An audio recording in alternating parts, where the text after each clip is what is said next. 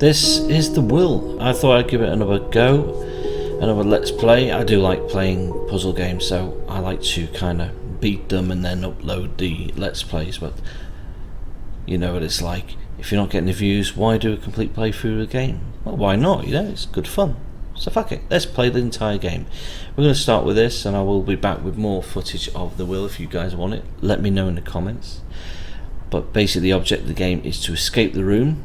If you see my last let's play, you got to beat every room's clues are given as well, and to escape the room you go into another room. It's a bit like that, so it's room to room, escaping the room before you actually get killed, because yeah, you're not on the time limit, but you have to beat all the puzzles to get the reward at the end, which is lots of money, jewels, I imagine, etc, etc. Not real stuff, because that'd be stupid, wouldn't it?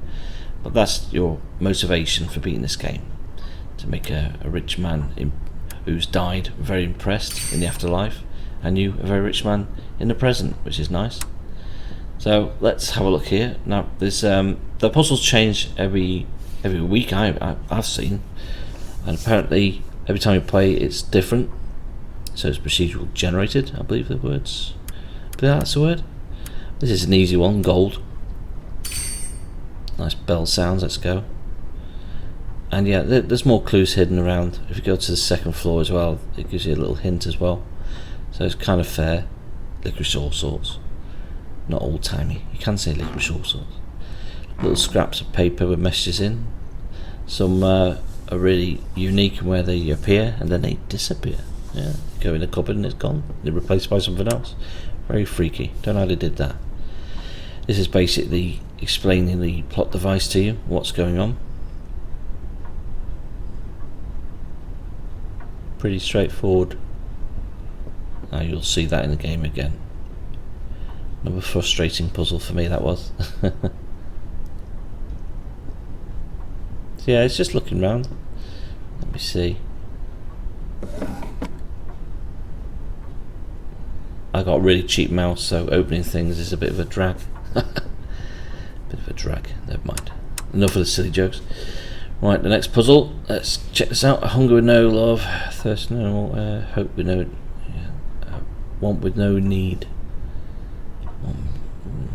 What would that be? Clock ticking in the background.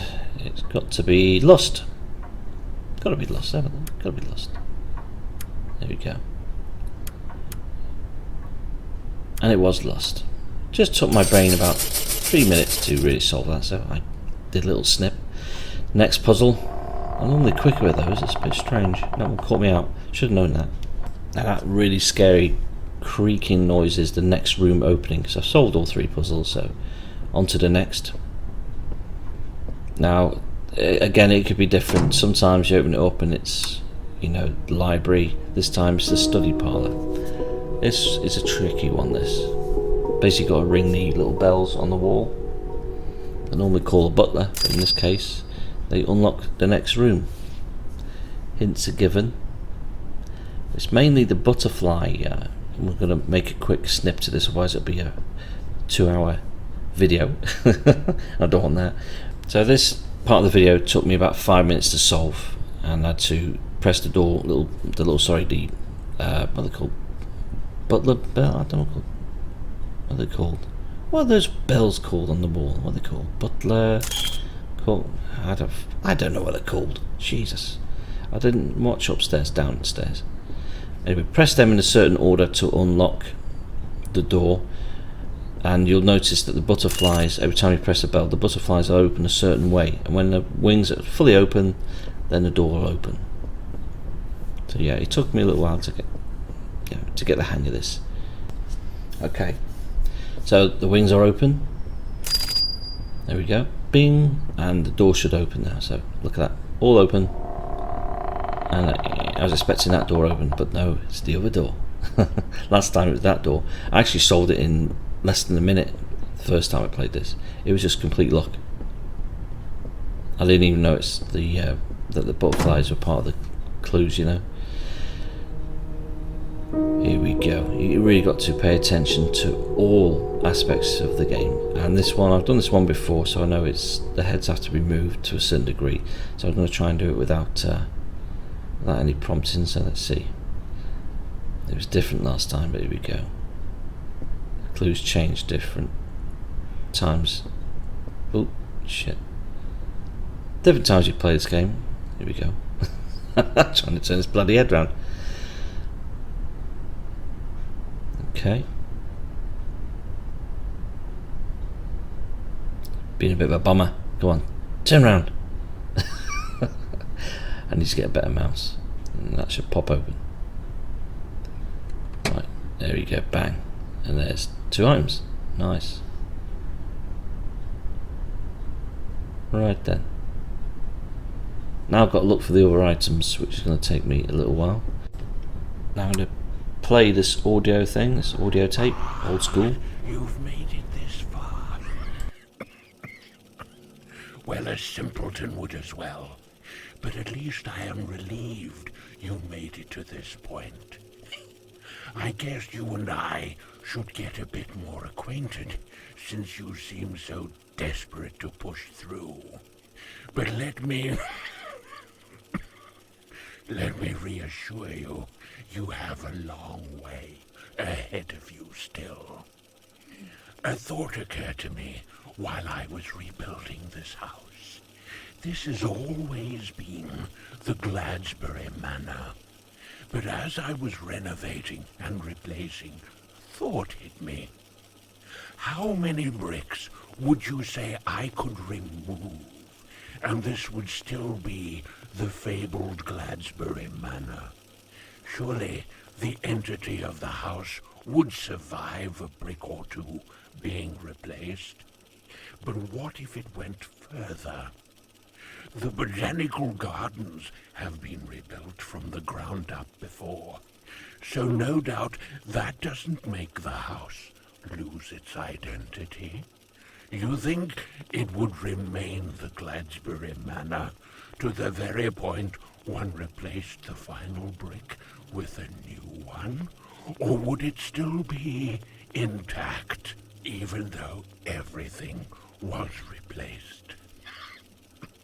I trust you know I can't hear you, me being dead and all, by the time you hear this recording.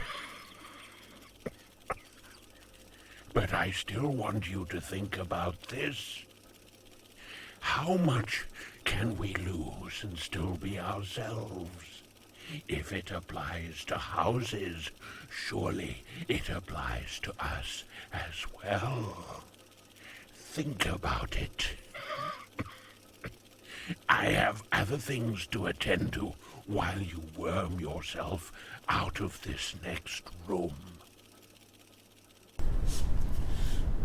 What a freaky old man. Oh well. Right, now my lantern. Help me find the rest of the items. Wine bottle. Okay, that's locked. Okay. Wasn't locked last time. See, changes every time you play. Pretty cool. Right, put the wine. I've got to read the clues first. See, that'll obviously be the next door to open.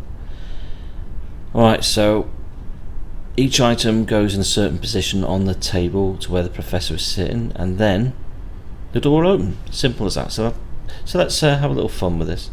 See if I can get all the items first and then solve it. I'll have to do a bit of snipping because this does take a little while. I'm not the brightest man around, you know. I'm not bloody Einstein, you know, when it comes to puzzle games. I'm alright, I'm pretty good at them. But my wife is, oh wow, she's a genius. Absolute genius. So you beat The Room. If you've ever seen The Room or played The Room game on tablets, you beat that in just over an hour, which is pretty good going. So she's pretty good at puzzle games, so I'll have to get her to play some of these as well. I was looking around, I didn't spot the crystal ball in its mouth, so that was the thing I was looking for. I find the rest of the items, but the crystal ball was just like, where the hell is it? I just didn't see it. So you really got to pay attention. And I was in this room a couple of times thinking, where the hell's a crystal ball? Got to be somewhere. And it was in the pig's mouth. Very odd, because it wasn't in there last time. Don't think it was. Again, nice little twist. Keeps you wanting to play it over and over again, because if it's all totally random and the puzzles change every couple of weeks, it's a good game to have. Now let's find the second part of the puzzle, which was down here. It was down here last time, it's here again. Nice, when things don't change. Okay, so you get the gist of it. Items, place them on the table in a certain order, and a door open. And remember, this video went on for another half an hour because I couldn't find the bloody crystal ball, and it was frustrating the shit out of me. And I'd actually walked past it twice. Crazy. Unbelievable. There we go. Now I don't have to keep going up to them because these will be kept on your notes. So if you select notes on the heads up display sort of thing on your menu, then it will let you read it without having to go back to the book or anything like that. I'm just old school, sorry. So I'm there thinking, oh, I'm missing an item. Where the hell is it? I'm also missing clues, so yeah. Where's the rest of the clues going to be? Nice.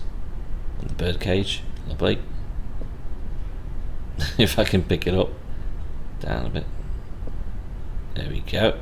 That's it. Nice. These graphics are only on medium setting for me because my laptop's been having issues with running any game really. I've not been able to play a lot of games for about a year now, but I've cleaned out the laptop, and you know, for the first 2-3 hours of playing this game, no issues at all. So I could go higher settings, but I'll stick with medium settings for now because, you know, I'm not totally PC elitist, you know, more of a console player, but I do love my puzzle games and RPGs on PC, so yeah. Something's telling me that there's something definitely wrong. It's to wander around thinking, what am I doing wrong here? Is there anything hidden? Is there hidden messages? And after a while it dawns on me, you know, that after placing all these items on here, that I just need to find where the crystal ball is. So I double check again. This is, just bear in mind, this is 15 minutes later. There it is. It was staring me right in the face. There we go. Again, absolutely caught out by that.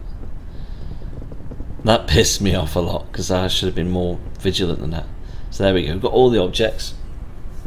There we go. Right, and the door opens.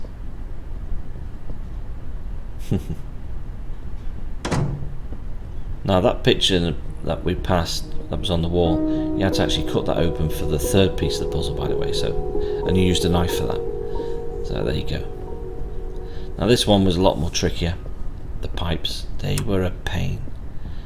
And I'd actually just walked past the pipe itself. So let's go back and try and solve it. As you see, you're not having much luck.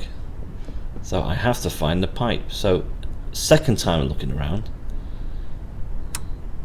and believe it or not, this is my wife playing now. So she's a bit brighter than me. See, boom, spots it. She said I was an idiot. It's not nice, is it? Call me an idiot, Jesus. But there we go. This is why I married her. Brains of Britain, and she's going to solve the rest of the puzzle because I am useless at this one. Then my wife takes over. She's not used to using the keyboard and mouse like I am. Bless. So yeah, I don't know what she's doing that for. I think, as I mentioned, turn the lights off. There might be a hidden message or something, but no, there isn't. I think I've been watching too much Resident Evil. So there we go. Pipe goes in. Boom. Sneak in it. Didn't click. Didn't click at all. Took 15 minutes. Well, actually, it took 20 minutes to work that out. Just frustrating sometimes. You can waste a lot of time just not taking the hints. In the last room, the hint system wasn't working, which was a bit weird. She's doing well. She's getting the hang of it. Every fourth lever. And boom. No. Thought she had it then.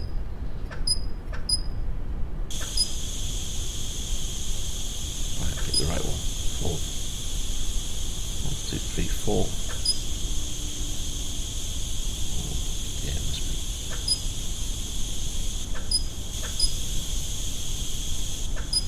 Tell she's getting a bit annoyed. There we go. Well, I'll be back with the second part of this Let's Play. I hope you enjoyed it. You didn't mind me waffling on too much. Difficult to know what to say sometimes. What do you say when you're trying to think? I couldn't do this live because it would just take too long. It would be like a 4-hour video because I'm that bloody slow when it comes to some puzzle games. Now this room, the library, is a bitch, but more on that later. And I'll catch you guys, well, with part 2.